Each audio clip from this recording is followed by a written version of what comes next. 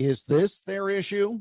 I'm Jeff Stein with today's Iowa Politics Report. By their own admission, Democrats were having a messaging problem heading into the 2022 elections. The economy is in deep trouble. Inflation is worse than it has been in 2 generations.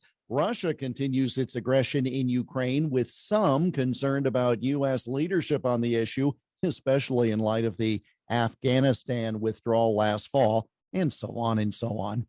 Many Democrats thought running against Trumpism was a winning issue, but that did not really work in the limited number of races held last year.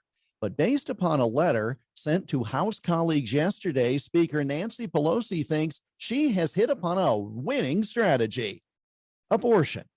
She wrote, quoting now, "Republicans have made clear that their goal will be to seek to criminalize abortion nationwide. Republican state legislators across the country are already advancing extreme new laws, seeking to arrest doctors for offering reproductive care, ban abortion entirely with no exceptions, and even charge women with murder who exercise their right to choose.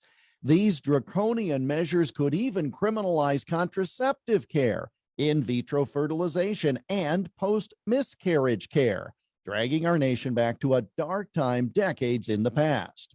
That's all a direct quote. She then added, "It is urgent and essential that we remain disciplined and focused in sharing with the American people the dangers of the Republican agenda." None of those talking points are new, of course, and you can properly quibble on the accuracy of some of those points, but it may not matter with voters. A Reuters story notes that while D.C. Democrats may be focused on abortion, voters in at least one key state are not. The news agency interviewed 21 women in northern suburbs of Phoenix, key in that state's election for U.S. Senate this year. Now, of the 21 women, 5 said they were pro-life and Republican. That left 16 who said they were pro-choice. But just 2 of the 16 said the issue was the top priority for them when voting this November.